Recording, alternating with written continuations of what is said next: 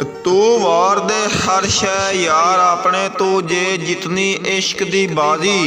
यार दे नां दी तू नीत खड़ो जा तैनू आखण इश्क निमाजी